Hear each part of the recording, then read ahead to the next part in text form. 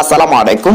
তোমরা যারা সপ্তম শ্রেণীর শিক্ষার্থী আছো, তোমাদের আগামীকাল ইসলাম শিক্ষা বিষয়ের মূল্যায়ন অনুষ্ঠিত হবে। বন্ধুরা, অভিজ্ঞতা বিনিময়ের মাধ্যমে ইসলামী উৎসবের পরিকল্পনা তৈরি। তোমরা নিশ্চয়ই ঈদে মিলাদুন্নবী, বিয়ে ইত্যাদি সামাজিক ও ধর্মীয় অনুষ্ঠানে গিয়েছ, আয়োজনে অংশগ্রহণ করেছ। এরকম একটি ইসলামী বা সামাজিক অনুষ্ঠানে তুমি ইসলামী যেসব রীতিনীতি পালন করতে দেখেছ বা শুনেছ, সেই অভিজ্ঞতার আলোকে নিচের কাজগুলো করো। কাজ থাকবে মোট তোমাদের 4টি। 1 নং কাজ হচ্ছে ইসলামী উৎসবের কথা বলি। ইসলামের বিভিন্ন উৎস থেকে পাওয়া তথ্য এবং তোমার অভিজ্ঞতার আলোকে ধর্মীয় ও সামাজিক উৎসব অনুষ্ঠানগুলোর নাম লেখো। 2য় কাজ হচ্ছে অভিজ্ঞতা বিনিময় করি।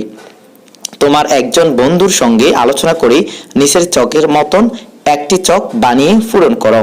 নমুনা চক নিচে দেওয়া আছে। আমি ইসলামী যে উৎসব বা অনুষ্ঠানগুলো দেখেছি, ডানে তোমরা খালি জায়গায় লিখবে আমার বন্ধু ইসলামী যে উৎসব বা অনুষ্ঠানগুলো দেখেছো, ডানে লিখবা আমার বন্ধু। এরপর 3 নম্বর হচ্ছে বন্ধুর দেখা উৎসব বা অনুষ্ঠানগুলোর সঙ্গে আমার দেখা অনুষ্ঠানের যেসব ভিন্নতা খুঁজে পেয়েছি, ডানে তোমরা লিখে দিবে। এরপরে কাজ 3, বিধি বিধানের কথা জানাই। তুমি ইসলামের বেশ কিছু বিধিবিধান সম্পর্কে জেনেছ। তোমার দেখা উৎসব বা অনুষ্ঠানগুলোতে ইসলামের যেসব বিধিবিধানের প্রয়োগ হয়েছে সেগুলো লেখো। কাজ 4, ইসলামী উৎসব বা অনুষ্ঠানের পরিকল্পনা তৈরি করি। মনে করো তোমরা বিদ্যালয়ে একটি ইসলামী অনুষ্ঠানের আয়োজন করছো। সেই অনুষ্ঠানের জন্য 4 জন বন্ধু আলোচনা করে একটা পরিকল্পনা তৈরি করে উপস্থাপন করো।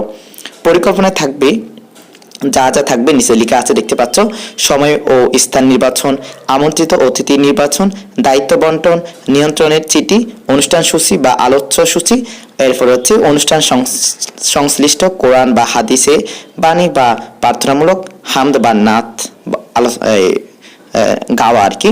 তো বন্ধুরা, আশা করি বুঝতে পেরেছো। এই হচ্ছে তোমাদের আগামী কালের ইসলাম শিক্ষা বিষয়ের সপ্তম শ্রেণীর জন্য মূল্যায়ন এর প্রশ্ন। তোমরা তোমাদের বন্ধুদের মাঝে ভিডিওটি শেয়ার করে দিবে। আর ধারাবাহিকভাবে সকল বিষয়ের সকল প্রশ্নগুলো এভাবে পেতে হলে আমাদের চ্যানেলে অবশ্যই সাবস্ক্রাইব করে পাশে থাকবে। ভালো থাকবে, সুস্থ থাকবে। ধন্যবাদ। আল্লাহ হাফেজ।